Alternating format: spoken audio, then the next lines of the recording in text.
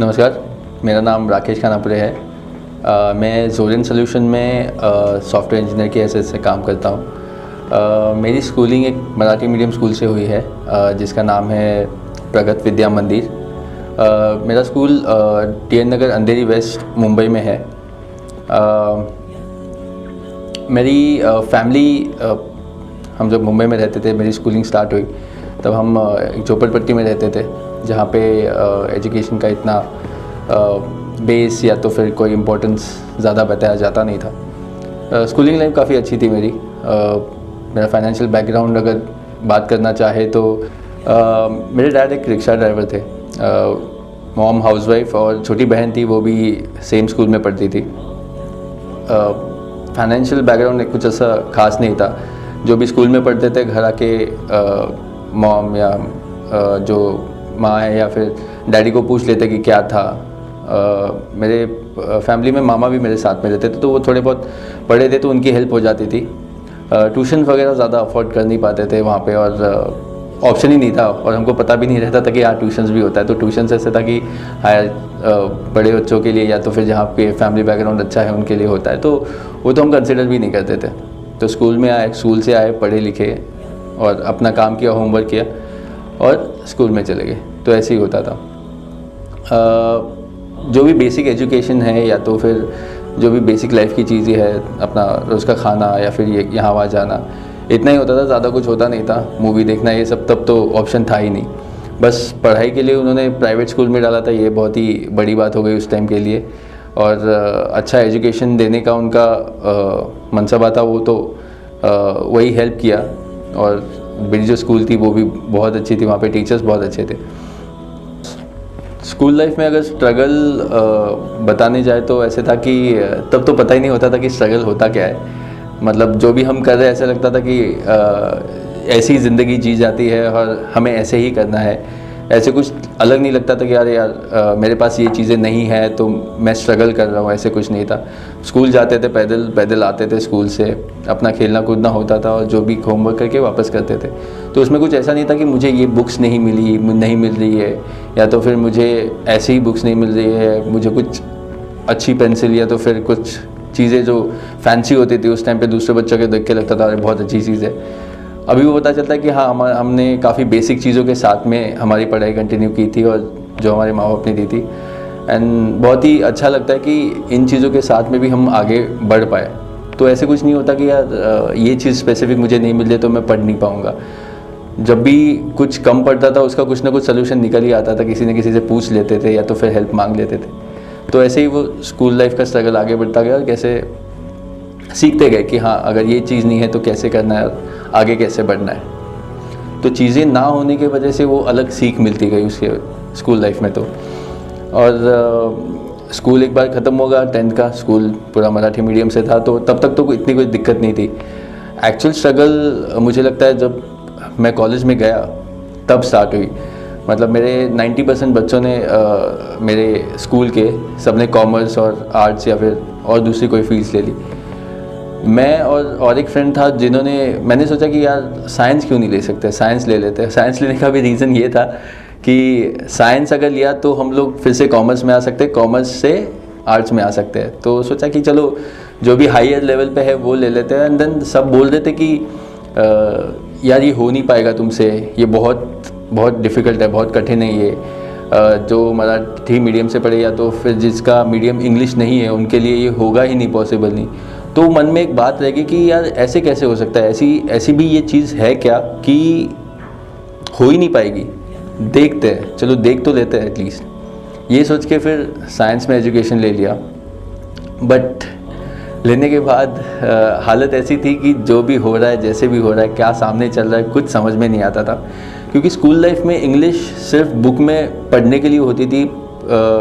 उनको प्रोनाउंस कैसे करना है या फिर क्या बोलना है, ये हम जो स्टेटमेंट बोल रहे हैं या तो फिर लिख रहे हैं वो क्या होता है, कुछ नहीं पता रहता था। जो भी बेसिक इंग्लिश थे, good morning, good afternoon, stand up, sit down, इतना ही होता था। इससे ज़्यादा इंग्लिश पता नहीं होती थी स्कूल लाइफ में। और अचानक से आप ऐसे एनवायरनमेंट में जाते हो जहाँ पे इंग्लिश के बगैर काम ही नहीं कर सकते, ऐसे था। तो टीचर कुछ पूछते भी थे तो कुछ पहले तो सवाल ही नहीं समझ में आता था, तो बताए क्या, आंसर क्या दे। मतलब सिंपल सा भी अगर उन्होंने पूछा कि यार तुम कर क्या रहे हो इंग्लिश में, तो हमको समझ में ही नहीं आता था वो पूछ क्या रहे। अगर समझ में आया तो अगर उनको बताना है तो हिंदी में बताने के लिए शर्म आती थी कि यार अभी अगर मैं हिंदी में बोल पड़ा तो सब लड़कियां जो है या तो फिर बाकी के बच्चे हैं वो हंस देंगे। तो चीज़ वैसे बहुत छोटी थी मीडियम की, हाँ इंग्लिश में बात करना, बट देन वो मेरे लिए बहुत ज़्यादा इम्पैक्ट करती थी। मैं एकदम शाई सा रहने लगा, थोड़ा पीछे हटने लगा, लोगों से बात नहीं करता था क्योंकि ऐसे लगता था कि यार अगर उन्होंने बात कर दी इंग्लिश में तो मैं क्या जवाब दूंगा, डर से वो मैं थोड़ा पीछे पीछे हटने लगा। एक जो कि काफ़ी फेमस हो गया था मेरे लाइफ में, उसके वजह किसी ने फर्स्ट डे पे मुझे पूछा था कि are you from vernacular medium, तो मैंने जवाब दिया था नहीं मैं मराठी मीडियम से हूँ। तो वो एक फ़नी जोक बन गया था उस टाइम पे। तो ऐसे था कि इतनी भी एक बेसिक चीज़ ही वर्नाक्युलर वो भी नहीं पता थी। इस चीज़ ने ऐसे कर दिया कि यार डाउट में ला दिया कि यार मैं कर पाऊँगा कि नहीं। जो आई थिंक लोग बोल रहे थे वो शायद सही है, बहुत ही डिफ़िकल्ट जा रहा है, मुझे चीज़ें समझ में नहीं आ रही है। अगर आप क्वेश्चन पेपर में क्वेश्चंस ही नहीं समझोगे तो लिखोगे क्या। मेरी पूरी लाइफ में फ़र्स्ट टाइम स्कोर्स ऐसे आ रहे थे मेरे एग्ज़ाम में कि फ़िज़िक्स में आपको 2 मिल रहे हैं, बायोलॉजी में 1 मिल रहा है, बस मैथ्स में ही पास हो लेता था क्योंकि क्वेश्चन समझ में आता था, क्योंकि बस उसमें क्या नंबर्स लिखे होते हैं तो आपको बस नंबर समझ के समझ जाता है कि क्वेश्चन क्या है, आप सोच सकते हो कि हाँ ये ऐसा क्वेश्चन होगा, इसलिए उसमें पास होता था। तो ये हालत थी। तो 11 तो कैसे कैसे करके पास हो गए। आई थिंक जो टीचर थे उन्होंने समझ लिया था और मेहरबानी करके कुछ ग्रेस मार्क्स देके पास कर लिया था। जो भी एजुकेशन चल रहा था या फिर जो स्ट्रगल थी उन सब में सबसे पहले तो मॉम डैड जो मेरे माँ बाप थे वो बहुत बड़ी इंस्पिरेशन थे, क्योंकि हमने बचपन से उनको देखा था, बचपन से उनको स्ट्रगल करते हुए देखा है कि यार कितनी छोटी छोटी चीज़ के लिए हम लोग जिस झोपड़ी में रहते थे वहाँ पे पानी भर जाता था। खाड़ी थी, खाड़ी के ऊपर वो बनाया था, इसलिए अगर वो भरती आ जाती थी तो पानी भर जाता था। तो वो हम तो मज़ा कर लेते थे बच्चे वो समझ के, बट फॉर एक ही खौट रहती थी तो हम बच्चे उन पे सो जाते थे और मॉम डैड बेचारे चेयर पे पूरी रात निकाल देते थे। उस टाइम पे समझ में नहीं, उस टाइम पे इतना समझ में आता था कि यार मेरे माँ बाप सोए नहीं है रात भर। तो मैं थोड़ा बड़ा था तो मुझे समझ में आता था कि यार ये स्ट्रगल है, मतलब थोड़ा समझता था कि यार इन लोग रात भर सोए नहीं है, फिर से नेक्स्ट डे उठ के अपने काम पे लग जाना बिना सोए। तो अगर इनको इतनी बुरी हालत में भी ये कंटिन्यू कर सकते हैं तो मेरे लिए तो काफ़ी छोटी चीज़ें थी। तो उनकी स्ट्रगल देख के एक इंस्पिरेशन आता था कि यार नहीं, कुछ मैं भी कुछ कर सकता हूँ, मुझे रोना नहीं चाहिए हर चीज़ पे। और एक बात ये थी कि इन सब स्ट्रगल के बाद अगर वो मुझे कुछ दे रहे हैं, एक इतना अच्छा एजुकेशन प्रोवाइड कर रहे हैं, तो मेरा भी एक फ़र्ज़ बनता है, क्योंकि उस टाइम पे हमारे हाथ में कुछ होता नहीं है माँ बाप को देने के लिए। एक होता है कि यार वो जो एक्सपेक्ट कर रहे हैं वो इतना अच्छा एजुकेशन दे रहे हैं तो उनको कुछ अच्छा वापस दो। तो वो एक मेरा मोटिवेशन था कि यार मुझे पढ़ना है और अच्छे स्कोर्स आने हैं, ऐसे स्कोर कि मेरे माँ बाप के चेहरे पे हंसी आ जाए। स्कूल टाइम में ये इंस्पिरेशन थी। एक बार स्कूल से निकले उसके बाद फिर ये मीडियम इंग्लिश मीडियम का आया, तो उसमें कुछ दोस्त काफ़ी अच्छे मिले जिन्होंने बताया कि यार मायूस होने की ज़रूरत नहीं है, तुम थोड़ा ट्राई करो, थोड़ा पुश करो खुद को, थोड़ी मेहनत करो तो हो जाएगा, इतना डिफ़िकल्ट नहीं है ये। तो उनका भी सहारा मिलता गया, दोस्त अच्छे मिलते गए, कुछ गाइडेंस लोगों से मिलता था तो उन लोग भी बताते थे कि यार इतनी डरने की ज़रूरत नहीं है, ये है चीज़ थोड़ी डिफ़िकल्ट है लेकिन हो जाएगी, आप ट्राई करते रहो, आगे बढ़ते रहो, बस रुकना नहीं है। इतना तो था। तो वही सोच के मैं आगे बढ़ता गया। एक दो फ्रेंड बहुत ही अच्छे मिले मेरे हायर एजुकेशन में, जिन्होंने इतने अच्छे से गाइड किया और मैंने भी उतनी ही अच्छे से उसको परसीव किया।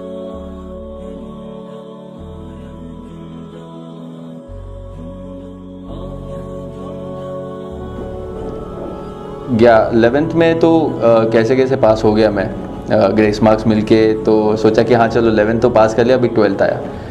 और 12th एक ऐसा पॉइंट होता है लाइफ पे कि जहाँ पे आपका करियर या तो बन जाता है या तो बिगड़ जाता है। मतलब उसमें लोग ऐसे आपको बताते हैं कि बाबा 10th के बाद अभी बस 12th कर ले, 12th अगर एक बार अपने अच्छा कर लिया तो उसके बाद तो कुछ प्रॉब्लम नहीं आनी है, आपको बहुत ही अच्छे से आगे बढ़ना है। तो 12th में फेल होना एक बहुत ही बड़ी चीज़ थी जो मुझे लगा नहीं था मैं कभी होऊंगा फेल, क्योंकि 12th तक मैं कभी फेल हुआ नहीं था और कभी किसी ने एक्सपेक्ट भी नहीं किया था कि यार मैं फेल हो सकता हूँ। तो लैंग्वेज के वजह से इतनी प्रॉब्लम हो गई कि मेरा कॉन्फिडेंस तो पहले ही डाउन था। उसके बाद माँ बाप ने सोचा कि यार इसको कुछ, इसके लिए कुछ करते हैं, तो इसको कुछ अच्छे क्लास में डालेंगे तो शायद इसको हेल्प मिलेगी और ये करेगा। तो उन्होंने मुझे उस वक्त सिनार क्लासेस में डाला था। काफ़ी अच्छी फ़ीस भरी थी उन्होंने, 30-35 हज़ार रुपये भरे थे। तो एक तो मैं डरा हुआ था कि यार इंग्लिश की वजह से और मार खानी, ऊपर से घर वालों ने 30 हज़ार भर दिए, मतलब अभी उसको मुझे प्रॉपरली यूटिलाइज़ करके दिखाना था कि हाँ बाबा मैंने अच्छे मार्क्स लाए। मैंने मेहनत बहुत की, पढ़ा अच्छा खासा, क्लासेस ने जो भी पढ़ाया मैं अच्छे से कर रहा था, लेकिन कहीं वो कॉन्फिडेंस नहीं था। और एक जो सब्जेक्ट था बायोलॉजी, जिसमें मुझे उससे तो डर ही लगता था, क्योंकि उसके वर्ड्स जो थे, मेडिकल के वर्ड्स, वो मुझे याद ही नहीं रहते थे। तो एक पॉइंट ऐसा आया कि मैंने होप्स छोड़ दिए। मुझे लगा था कि मैं बस हो के पास ही हो जाऊंगा और 35% लाके मुझे तो कहीं एडमिशन अच्छा मिलने वाला है नहीं। तो मैंने होप्स ही छोड़ दिए, मैंने पढ़ाई बंद कर दी। एकदम वो ऐसे डिप्रेस्ड फीलिंग आ गई कि यार अब मुझसे नहीं हो रहा है करके। और मैंने पक्का मान लिया कि मैं फ़ेल होने वाला हूँ, और जैसे मैंने मान लिया, जैसे सोचा वैसे मैं फ़ेल भी हो गया। फेलियर के बाद जो हालत हुई है वो बहुत बहुत बुरी हालत थी। मतलब ऐसे था कि मैं किसी से बात ही नहीं कर रहा हूँ, ना कोई मुझसे बात कर रहा है। कहीं भी जाओ, फैमिली में किससे भी मिलो, एक ही बात करता रहेगा कि अरे यार इतने पैसे भरने के बाद भी तू कैसे फेल हो गया, थोड़ा तो मेहनत कर लेता, एटलीस्ट पास हो लेता, कहीं तो आगे बढ़ता। तो वो एक 6-8 महीने का टाइम था, वो इतना बुरा था, ऐसे लगा कि मैं लाइफ में कुछ भी नहीं कर पाऊँगा, कुछ करने के लायक ही नहीं हूँ। तो वो वाली फीलिंग जा ही नहीं रही थी। तो कैसे करके रोज़ हर दिन ऐसे ताने से या तो फिर डिप्रेशन से, नेगेटिव सुन के ऐसे ही निकलता था। बट 6 महीने तक चलता रहा, 7 महीने, 8 महीने। फिर वो एक ऐसा टाइम आया कि यार मैं कर क्या रहा हूँ, मैं कुछ नहीं कर रहा हूँ और मैं बस दुआ मांग रहा हूँ कि यार भगवान कुछ तो ठीक कर दे। ऐसे कैसे होगा, अगर मैं एक्ट ही नहीं करूँगा, कुछ खुद से कुछ करूँगा नहीं, तो ये चीज़ होने नहीं वाली है। तो एक पॉइंट ऐसे आ गया कि हाँ भाई, अभी मुझे थोड़ा आ गया कि कॉन्फिडेंस की, हाँ मैं उठ सकता हूँ और मैं कुछ कर सकता हूँ। उसके बाद फिर मैंने स्टडी स्टार्ट की। स्टडीज़ मैंने सिर्फ जो भी मेरा 12th का बोर्ड का एग्ज़ाम था उसके 3 महीने पहले स्टार्ट की। बस ये लेके चला कि भाई अब मुझे पास होना ही है और मैं पास होके ही रहूँगा। बस वो एक कॉन्फिडेंस लेके चला मैं कि मुझे पास होना ही है। और कहीं ना कहीं बहुत दिल से दुआ कर रहा था कि यार इस बार पास करा दे, इसके आगे मैं कहीं झुकूंगा नहीं, कहीं रुकूंगा नहीं, अपनी लाइफ बहुत ही सही करूंगा, ये कॉन्फिडेंस बहुत आएगा मुझ में, बस एक बार यहाँ से निकाल दे। रिज़ल्ट लेने गया, रिज़ल्ट हाथ में देखा, मुझे कुछ नहीं दिख रहा था कि यार मुझे पास ये वर्ड ढूंढना था, मुझे वो पास वर्ड नहीं दिख रहा था, क्योंकि मेरे दिमाग में ये था कि यार अभी भी मैं फेलियर में ही हूँ और मैं फेल ढूंढ रहा था। जब मेरे दोस्त ने हाथ में रिज़ल्ट लिया और बोला कि यार तू पास हो गया है, वो मेरे लिए बहुत ही बड़ा खुशी का दिन था। और उस वक्त जो मैंने कदम पीछे लिए वो रूम से, तब उसी वक्त मैंने डिसाइड कर लिया कि बाबा आज के बाद मैं रुकूंगा नहीं, ना झुकूंगा। और ना मैंने मेरे डिग्री के एजुकेशन के लिए कभी क्लासेस लगाए। और विदाउट केटी, विदाउट कुछ फेल हुए किसी सब्जेक्ट में, मैंने सारे 3 इयर्स थे मेरे एजुकेशन के, डिग्री एजुकेशन के, वो कम्प्लीटली सक्सेसफुली ये किए। तो इसमें ये सबसे मेन फैक्टर ये था कि मैं कॉन्फिडेंस और पॉजिटिव आउटलुक लेके चला कि यार मैं करूँगा ही और ये मैं पास होऊंगा ही। तो पेरेंट्स को ये हमेशा अपने बच्चों को बताते रहना चाहिए कि जो पढ़ाई है अपनी, वो बहुत ज़्यादा इम्पॉर्टेंट है। वो आपको आगे जाने में, लाइफ में सक्सेस पाने में बहुत ही ज़्यादा हेल्प करेगी। उन लोग को स्टडीज़ के अलावा जो भी करना है उनको उसमें भी आपको बढ़ावा देना चाहिए। बट हाँ, एजुकेशन कंप्लीट करना ये बहुत ही इम्पोर्टेंट बात है, ये उनको हमेशा बताते रहना और उनसे वो करवा के लेना। अगर वो छोड़ना भी चाहे तो भी वो करवा के लेना, क्योंकि एजुकेशन तो हर एक लेवल पे कहीं भी हो, अगर वो स्पोर्ट्स में हो या तो फिर किसी और भी फील्ड में जाए, बेसिक एजुकेशन बहुत इम्पोर्टेंट है। वही आपको हमेशा एक पावरफुल बैकअप बना रहेगा आपका वो। स्टूडेंट्स को मैं ये मैसेज देना चाहता हूँ कि आपके साथ जो भी हो रहा है उसके मतलब किसी भी चीज़ के पीछे रोते हुए लगना या तो फिर मेरे पास ये नहीं है, उससे अच्छा मेरे पास क्या है और उससे मैं क्या कर सकता हूँ, ये ज़्यादा इम्पोर्टेंट हो जाता है। अपनी पढ़ाई आपको बिल्कुल कभी नहीं छोड़नी चाहिए, उसको कंप्लीट करना ही चाहिए। आप भले 2 बार 3 बार 10 बार फेल हो, लेकिन आपको वो कंटिन्यू करनी चाहिए। जो बेसिक एजुकेशन है वो आपको एक आपके लाइफ में एक ढाल बन जाती है आपको हर चीज़ से लड़ने के लिए। आपकी लाइफ में जो इम्पोर्टेंट लोग हैं, जैसे आपके माँ बाप हुए या तो फिर जिन्होंने आपको कुछ सिखाया है, आपके गुरु बने हैं, तो उनकी सीख लेके उसको आगे कैसे बढ़ाना है, और वो सीख अगर आपको मिलती है और आप कुछ सक्सेसफुल बनते हो तो आप किसी और को वो कैसे दे सकते हो, ये भी बहुत इंपॉर्टेंट फैक्टर हो जाता है लाइफ का। और सबसे इम्पॉर्टेंट एक बात तो ये अपने दिमाग में हमेशा रखनी चाहिए कि कोई भी चीज़ हो, आपको कोई भी चीज़ पानी है, करनी है, कोई भी चीज़ आसानी से आपको नहीं मिलने वाली। आपको स्ट्रगल करना है, आपको बहुत मेहनत करनी है। ये चीज़ अगर आप अपने दिमाग में रख लेते हो तो उसके बाद स्ट्रगल आता भी है तो आपको ये लगेगा कि हाँ यार, ये मुझे पता था करना है। तो आपको ये बस खुद को बताना है कि मुझे मेहनत करनी है, बहुत ज़्यादा मेहनत करनी पड़ेगी। जे पण मराठी मीडियमचे स्टुडंट्स आहेत त्यांना एवढं सांगेन की आपली ॲक्च्युली जे नॉन इंग्लिश मीडियमचे असतात, कोणी मराठी किंवा दुसऱ्या मीडियमचेही, त्यांच्याकडे ॲक्च्युली त्यांना एक फायदा असतो की त्यांना दुसरी लँग्वेज ही येत असते। तर असं कधी समजू नका की यार मला येत नाही तर मी पुढे जाणार नाही। आपले जे विचार आहेत ते एकदम असं लिमिट करून ठेवू नका की यार मला हे येत नाही तर मग मी करणारच नाही।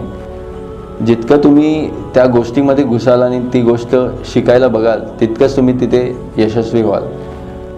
आणि कोणत्याही लँग्वेजला, म्हणजे इंग्लिशच नाही, कोणत्याही लँग्वेजला एक असं म्हणजे याच्यामुळे मी जात नाही आहे पुढे असं बनवून नका ठेवू। तुमची जी पण लँग्वेज आहे, आपली मराठी लँग्वेज आहे, त्याचा अभिमान तुम्हाला असलाच पाहिजे। त्याबरोबर दुसऱ्या लँग्वेजेस शिकणंही आपल्यासाठी भरपूर इम्पॉर्टंट होऊन जातं आणि ती शिकलीच पाहिजे आपल्याला।